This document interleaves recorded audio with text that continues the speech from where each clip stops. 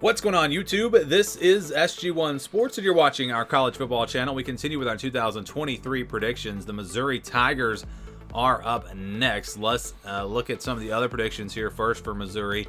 The FPI has them right at 6-6. Athlon also has them at 6-6. The over/under actually at 6.5. So I was surprised that number was 6.5, just kind of given the narrative around this team and what I've been hearing from other people.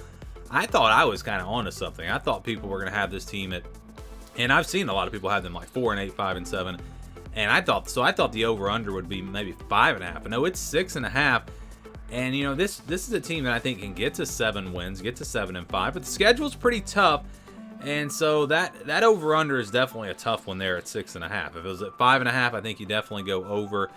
Although I could even see this team going 5-7, just again because of their schedule. My thoughts on this Missouri team, well, I think they're really, like I said, I thought they were going to be underrated, but that 6.5 is a pretty good number. Brady Cook, I think, is definitely underrated at quarterback. They've got some weapons around him at wide receiver. Really strong offensive line, a good defense, especially the back seven. Really strong here for Missouri.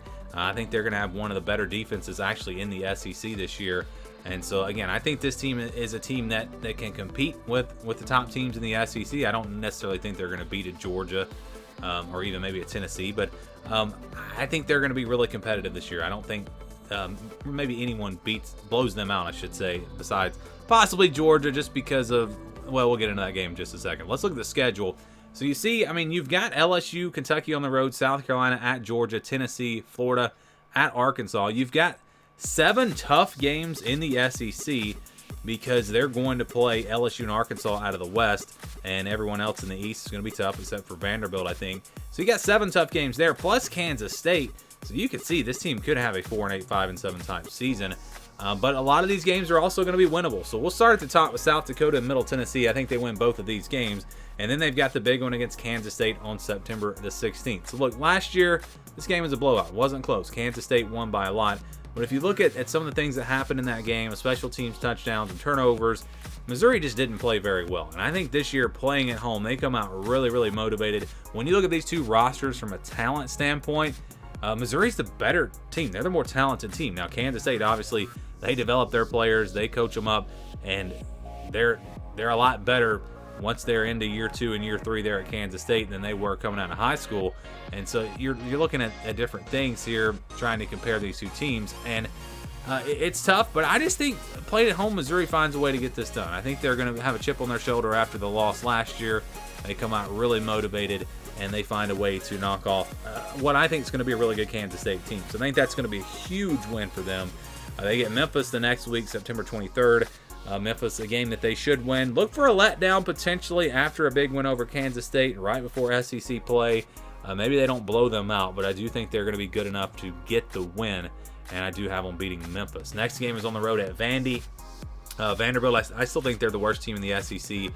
I know everyone's kind of talking about them as being a team a program that's heading in the right direction, getting better and better, and we saw that last year, but I think they actually take a little bit of a step back this year. They're not all the way to the point where they're getting blown out by everyone, but I do think they're going to be the worst team in the SEC. So I think Missouri is the better team here. You're playing this game on the road, though, so you never know. Obviously not a real tough place to play, but it is on the road. And so if Missouri was going to slip up somewhere, this is probably the game, but I think they take care of business. I've got them beating Vanderbilt. Next game is against LSU. A lot of people may be pointing to this game as an upset alert game for LSU. Remember, Missouri took Georgia down to the wire last year, and I think this will be a close game. I think it'll be a competitive game.